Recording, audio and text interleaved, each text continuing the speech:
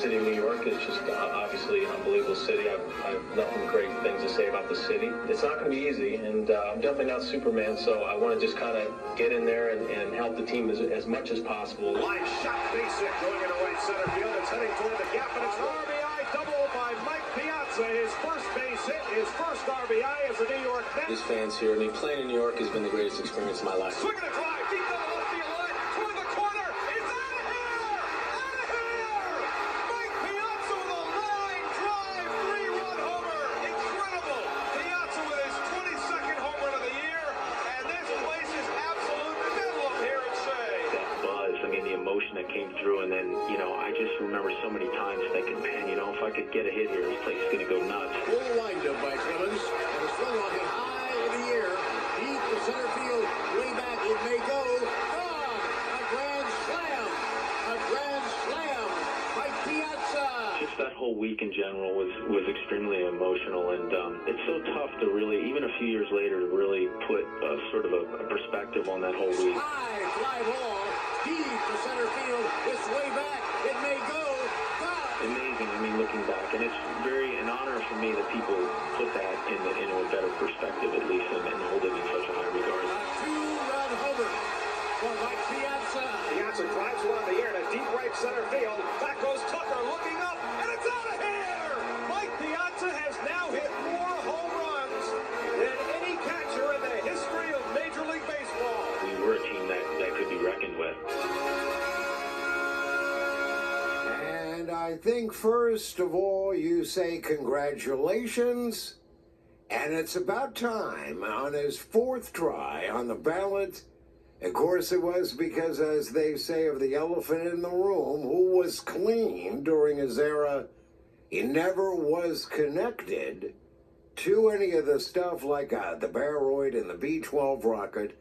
And so finally he gets his due, and he is in baseball's Hall of Fame as the greatest hitting catcher of all time. So congratulations to number 31. Now, here is what needs to be done by the New York Metropolitans.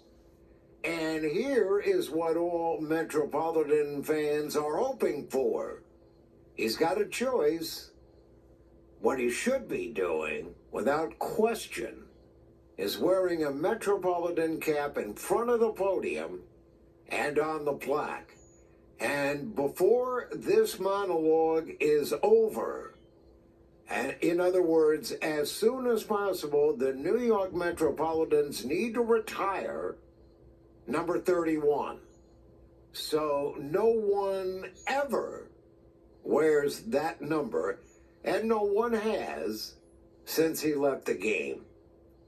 So, does he go? And now he has said on a number of occasions in the past, he would like to go into Cooperstown wearing a Metropolitan cap.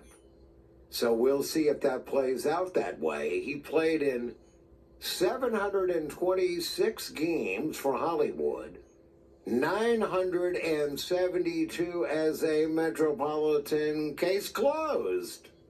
Again, the Mets right now, right at 10:27, they need to retire his number. He's in the Hall of Fame. He and Seaver and put that retired number up there with the 37 with the Casey, the 14 with the Gil Hodges, the 41 with the Seaver. You know from with the 42 with the Jackie Robinson, everyone has that number retired. And the bottom line is he's got to go in wearing the Metropolitan cap, which, again, he has alluded to that he would do. We'll see if that happens. And the Mets need to retire that number. And I'm sure they will have a day, and they will have a ceremony, and they will retire that number in front of the Metropolitan fan base. Again, he played in 726 games for Hollywood, 972 as a Metropolitan. In Hollywood, wearing with the Dodger uniform, he hit .331, 177 homers, 563 RBIs. And it's not about numbers with Piazza, but let me do my due diligence.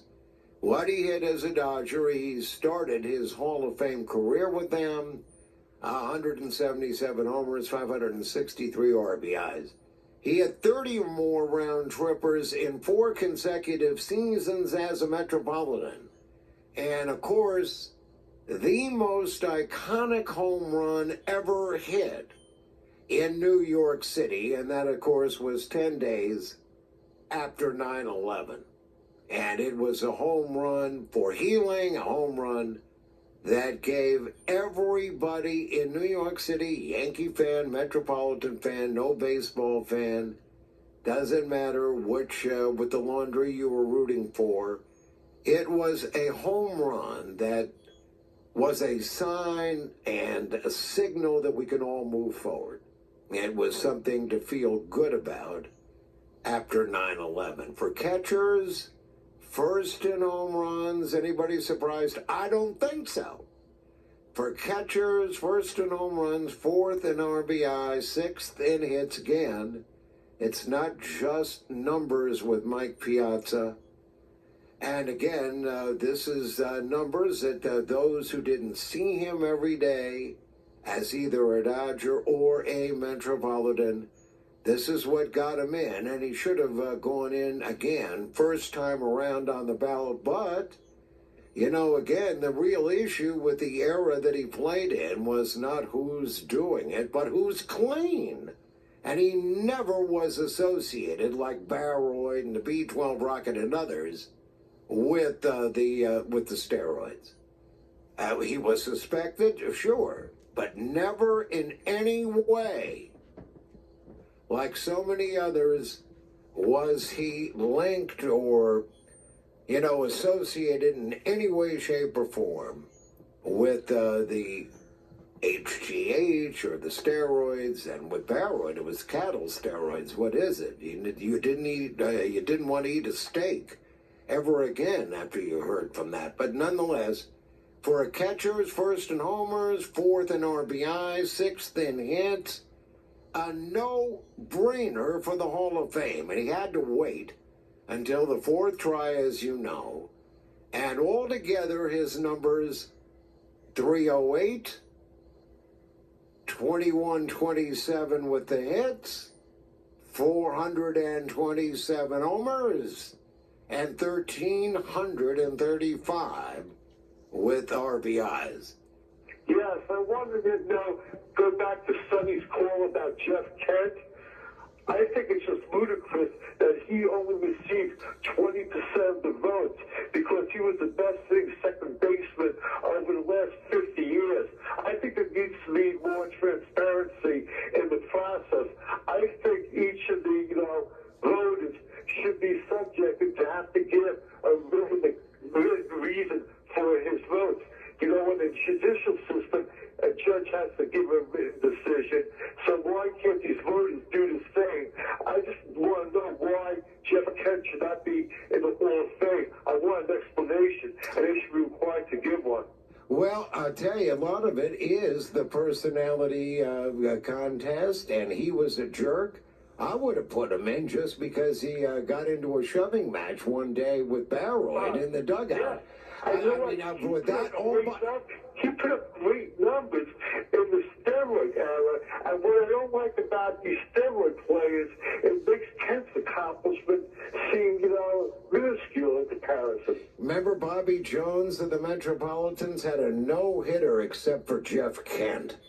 Yes. Kent really was a great, hitter, and he also had a lot of doubles. Doubles, in my opinion, is the most underrated statistic in baseball. And CJ from Mount Hollywood with the college football, the basketball with Michigan State and Iowa with the 9-minute 22 play drive. And with Stanford, and now talking about Jeff Kent, you are very well-rounded. Oh, thank you. I really try to, do the best. And once again, with Piazza, I'm not sure whether he used, PEDs or not, but he should go in as a vet. Yeah, and he was, you're once again a great call from CJ from Mount Holly. And